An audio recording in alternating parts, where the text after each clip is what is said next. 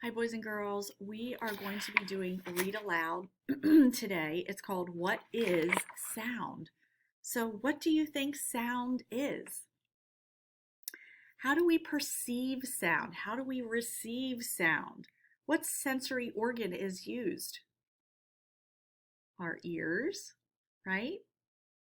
How do you think light and sound might be similar? How do you think they might be different? Can you name some different sources of sound? Where does sound come from? If an instrument is a type of tool used for a specific purpose, what is the purpose of a musical instrument? Here on the screen, you're looking at a tuning fork. This is called a tuning fork. How do you think the tuning fork might be used to create sound vibrations? You tap it and it makes the sound, the pitch. It makes a specific musical note. Do you remember which character in our story has hearing loss? It's Jack Audier.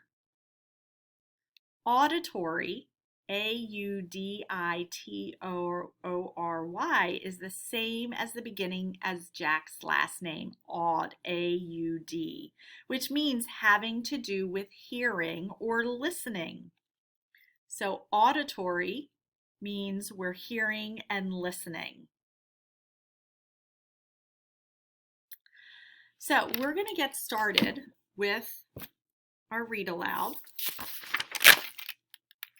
Maybe. There we go. All right, here we go. So let's see what Jack and Samuel are up to today. Come on, Samuel, we haven't got all day, called Jack. You're going to have to drive a little faster than you did on the way here. Why all the rush? Asked Samuel. We've got plenty of time. I don't want to miss the train, urged Jack, reaching over to honk the horn to signal the children to come outside. Samuel and Jack were taking Amy and Ethan to New York City for the day. They were going to park at the train station and take the train into the city. The day would be filled with a boat tour around Manhattan, followed by a concert and dinner. They're here, called Ethan from the doorway. The children ran excitedly toward the car, waving goodbye to Alfie and their mom and dad. Excitedly. What part of speech is excitedly?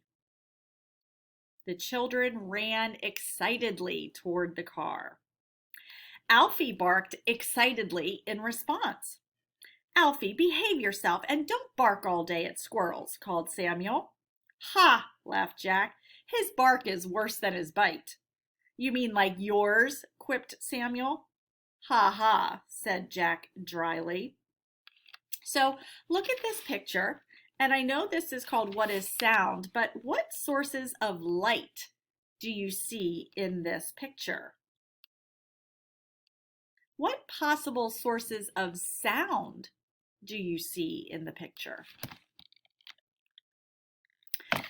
They arrived and made their way to the platform where the train was already waiting. The four travelers boarded the train and went in search of 4 seats together. Moments later, their train pulled out of the station. You see, exclaimed Jack, we just made it in time. Images of the leafy countryside and the sparkling Hudson River flashed past. The children talked excitedly about the sights they would see and the food they would eat in New York City. After a while, they sat back in their seats and admired the view. Samuel had brought his new cane with him. Oops, sorry guys. And while his new glasses had improved his vision to some extent, walking with the cane helped him to feel even more secure.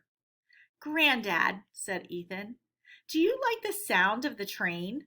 I really, really like it. It makes me feel as if we are going on a real adventure. We are going on a real adventure, Samuel replied. Did you know that sound travels in sound waves just as light travels in light waves? Samuel asked. Now hold on a minute, yelled Jack. You are a wonderful painter, Samuel, and you have taught us all you know about light. You have explained to us how it helps you create beautiful images. But I do declare, Samuel, you are not going to lecture us about sound. If anyone is going to do that, it should be me, Jack Audier.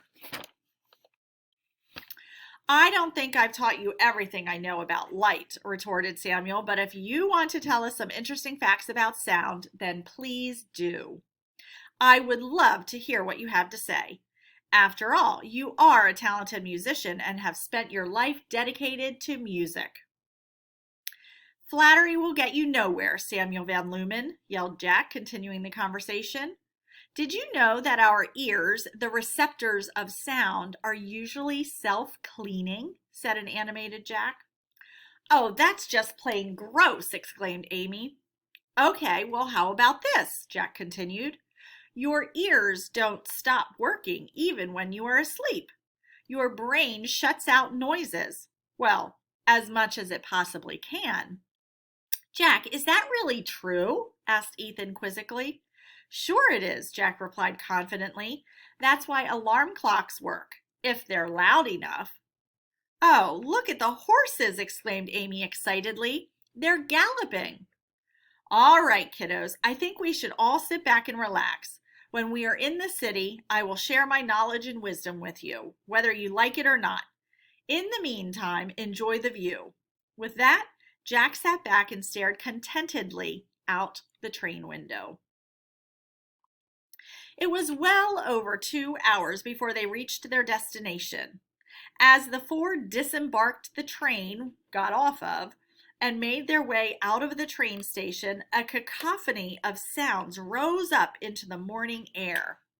People were shouting, horns were honking, and traffic was moving in all directions. So that word cacophony, what word clues might help you understand what the word cacophony means? Words like sounds, shouting, honking.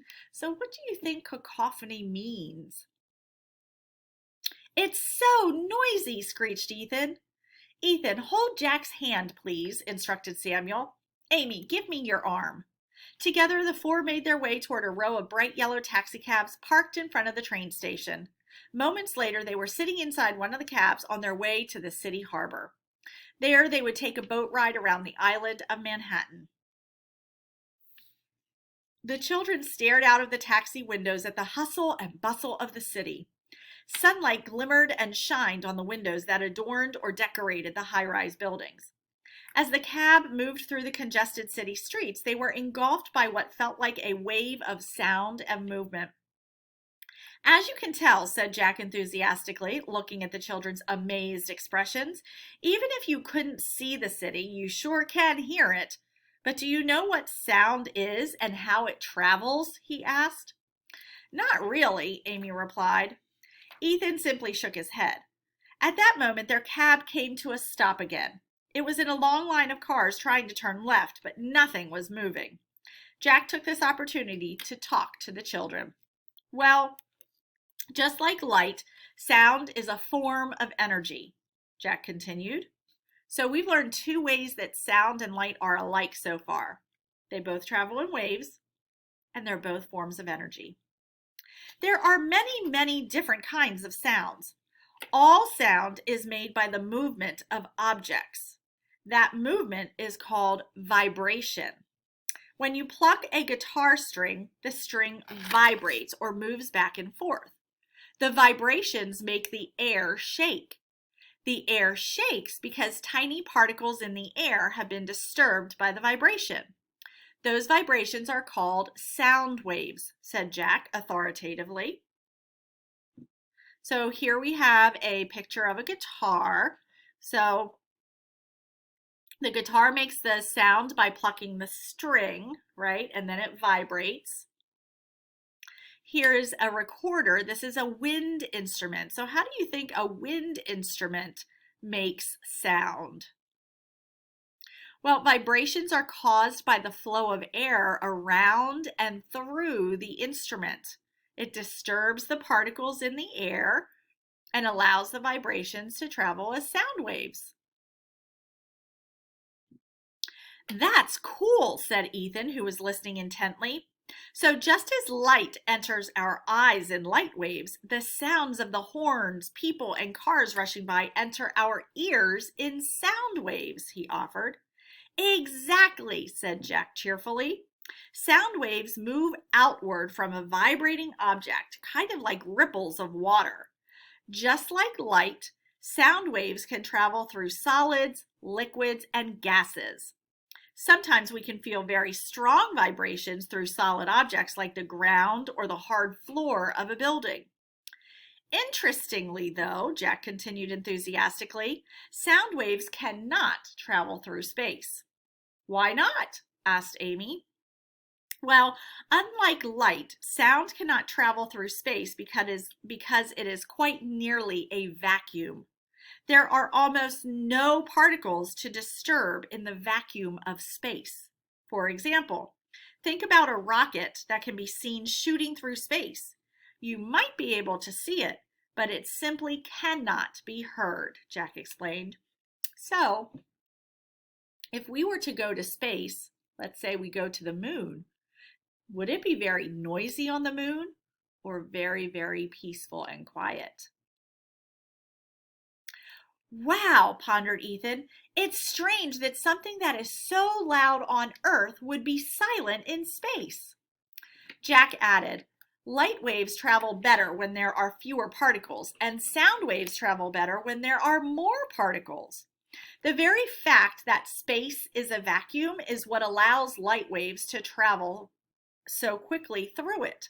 On the other hand, the vacuum of space does not allow sound to travel through it at all.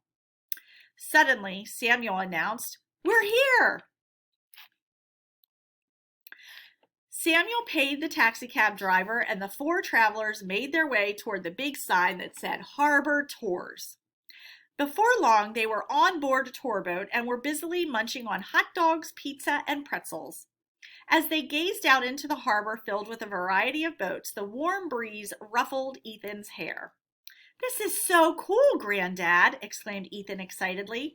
"I can't wait for the boat to start moving." "I hope you've brought your sea legs," said Jack as he devoured a salted pretzel.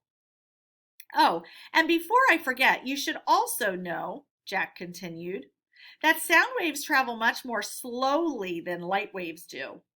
Sound waves travel at different speeds depending on the medium through which the vibrations are traveling, whether it's a solid, a liquid, or a gas. Sound waves travel fastest through solids." So here you can see people making sound waves travel. "Oh," said Amy, "that is the opposite of light waves, which travel fastest through a vacuum." Samuel smiled at her keen observation. The captain of the boat tooted the horn and announced that they were about to off on a tour around Manhattan. "And another thing," said Jack, "on a warm day like today, the sound of the horn travels faster than it would on a cold day. Do you know why?" Amy and Ethan shrugged. "When it is warm, the particles in the air vibrate faster, which causes the sound waves to travel faster." "Awesome," said Ethan as he stared up at the large horn. As the boat moved away from its mooring, the captain tooted the horn again. Ethan listened to the sound of the horn as it seemed to be carried away by the wind, and thought long and hard about the things Jack had just explained to him about sound. I hope you enjoyed our read aloud for today and learned a little something about sound.